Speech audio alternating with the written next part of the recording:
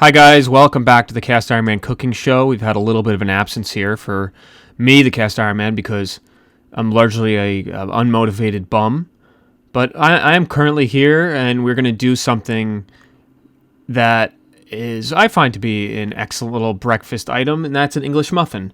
This is not going to be like the ones you pull out of a long sleeve with a orange label and a horse and buggy drawing a carriage through the streets of London.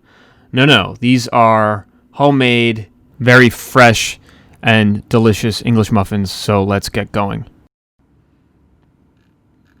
All right, here we go. Well, you guys have seen me melt butter and sugar a million times before. Definitely not a million times. It'd be like 7. So that is what you're going to start with, but not really sugar, I guess. Honey, a sweetener.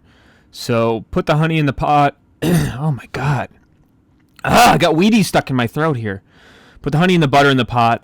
Melt those down, and then pour your whole milk in a different saucepan and just put that on the side. Once your butter and honey are melted together, you can go ahead and combine those into the milk, stir it all together, and bring that to about 95 to 100 degrees. As you will soon see, I am over. And I was like worried, oh my God, is this Thermopen not working now? Look at this thing. It's all over the place. It'll be fine. This commercial yeast, this active dry yeast, is pretty robust. I think it'll survive being thrown into this warm liquid. And just give it a stir. Make sure it is... you can do this if you want and make sure it's alive. Or you could just roll the dice and mix it all in. You're going to put your flour in to your stand mixer, start your stand mixer, and then dump your liquid ingredients into the bowl. And this is a real scraper here, guys, a real scrape job. One of my worst. I mean, it refused to get the bottom of the bowl on the mix. So it was a wet dough, and had to work a lot of flour into it after the fact. So I'm going to give a final flour count in the description. But I will warn you in advance if you are easily frustrated by wet doughs that this is that. So, don't come crying to me when you're trying to handle this and it's just completely resistant.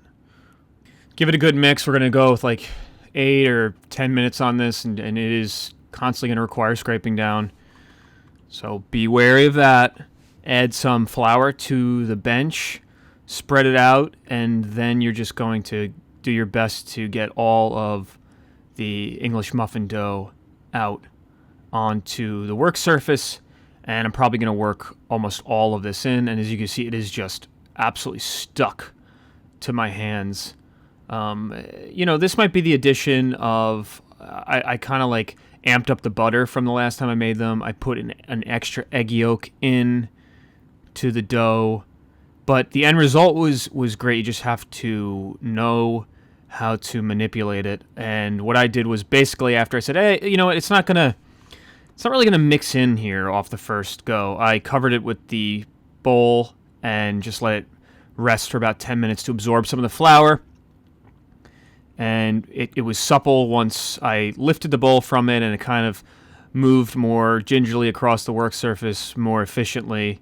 And I just kept dusting it and getting it to a point of tackiness that I was happy with. This is just the way it's going to be in terms of English muffins. Like it is a wet dough. It's not a dry dough in general, but that's what creates the really lovely texture of the breads when they are complete. So throw this in a greased bowl. I just sprayed some cooking spray in it, and then cover it with saran wrap or a towel or whatever you prefer to use. I definitely struggled with this saran wrap for once, so maybe I should use a towel next time. So let that rest at room temperature for about an hour, double in volume type deal, and then cover a large skillet with semolina flour and begin weighing out your dough, or not, because I actually didn't weigh it out here. I just eyeballed it, but you can do any size you want. They will pretty much all come out the same. When you cook them, some might go over, what do we go for, like 200 degrees, 205 for the final internal temperature of the dough. But yeah, just shape them and size them to your need. And when you are shaping them, shape them like I do with all the buns or the rolls, and just pat them down onto the pan so they're kind of like a little disc, and then cover them with a towel to rest for another half hour or so. And then we will begin cooking them. So put them on your stove top and just turn the heat on medium-ish.